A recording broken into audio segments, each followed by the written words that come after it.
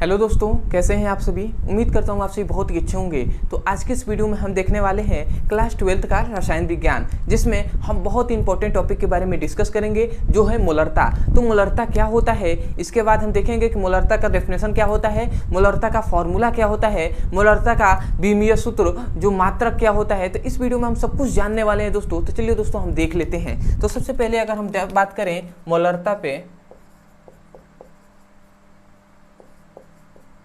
तो मोलरता कहते किसे हैं। तो सबसे पहले इसके डेफिनेशन पे बात करते हैं। तो इसका डेफिनेशन हम इसके फॉर्मूले से करेंगे। तो इसका फॉर्मूला याद रखेंगे, होता है मोलरता इक्वल टू विलेय का मोल बटे विलयन का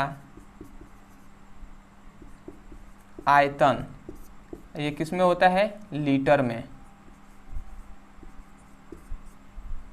ठीक है, तो ये इसका फॉर्मूला है। मोलरता इक्वल टू विलेय के मोल बटे विलयन का आयतन। किस में होगा, जो विलयन का आयतन होगा वो लीटर में होगा।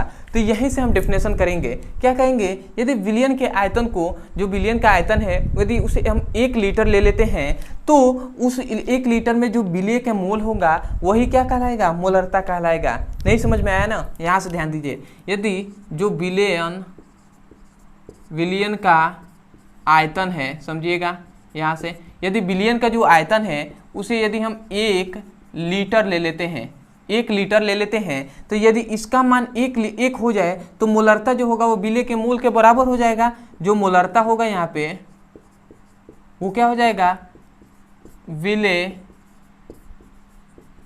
के मोल के बराबर या मोलों की संख्या के बराबर हो जाएगा।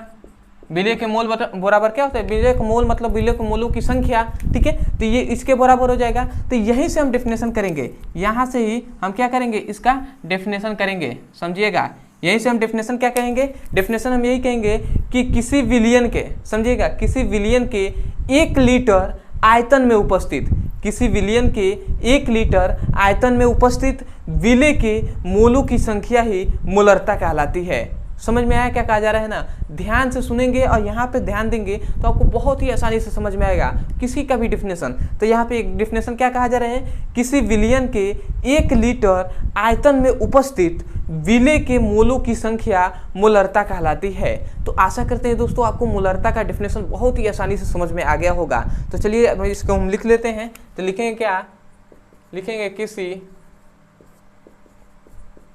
विलयन के 1 लीटर आयतन में उपस्थित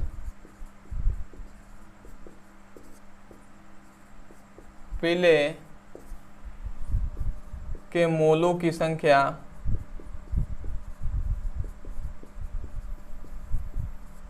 क्या कहलाती है, मोलरता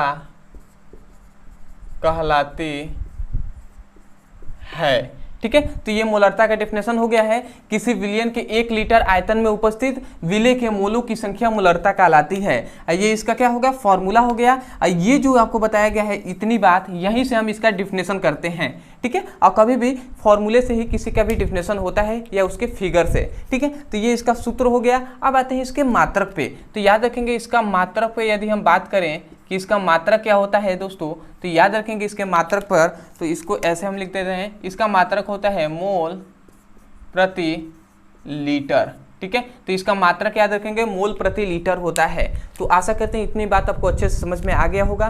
तो मैं यही कहूँगा दोस्तों कि यदि आपको वीडियो अच्छा लगा हो तो आपसे रिक्वेस्ट है कि आपको कोई भी टॉपिक समझ में नहीं आता है, कोई भी टॉपिक, तो उस टॉपिक का नाम लिखिए यूट्यूब पर और अंत में हमारे चैनल का नाम लिख देंगे, तो वो भी आपको वीडियो मिल जाएंगे। वहाँ से भी जाकर आप अच्छे से पढ़ाई कर सकते हैं। और कोई भी डेफिनेशन समझ में नहीं आता है तो ऐसे ही आप डेफिनेशन को समझ सकते हैं। किसी भी डेफिनेशन को बहुत ही ईजी वे में मैं समझाऊंगा और बहुत ही आसानी से आपको वीडियो में ही समझ में आ जाएगा और डेफिनेशन को आप याद करके ही जाएंगे। तो आशा करते हैं आप वीडियो को मैं अच्छे से जो भी समझाया गया वो समझ गए होंगे। तो मैं यही आपसे एक बात और कहूँगा कि बहुत से ऐसे विद्यार्थी आते हैं जो वीडियो को देखते भी हैं, उन्हें पसंद भी आता है, परंतु कहता नहीं क्या होता है कि वो चैनल को सब्सक्राइब नहीं करते हैं, वीडियो को लाइक नहीं करते हैं और ये भी नहीं बताते हैं कि उनको वीडियो कैसा लगा। तो मैं आपसे रिक्वेस्ट करूँगा कि यदि आप हमारे चैनल पर नए हो तो चैनल को सब्सक्राइब कर लीजिएगा, वीडियो को लाइक कर दीजिएगा और जब चैनल को सब्सक्राइब कीजिएगा तो हमें कमेंट सेक्शन में जरूर बताइएगा कि आपको वीडियो कैसा लगा।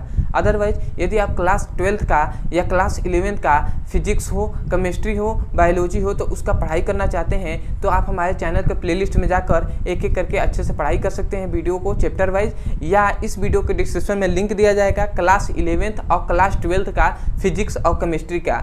उस लिंक पर क्लिक करके यदि आप क्लास 12th के हों तो क्लास 12th का, यदि 11th को हो तो 11th का अच्छे से पढ़ाई कर सकते हैं और अपने सुंदर से नोट्स बना सकते हैं। तो चलिए दोस्तों, आज के लिए इतना ही, मिलते हैं अगली वीडियो में, तब तक के लिए धन्यवाद। जय हिंद, जय भारत।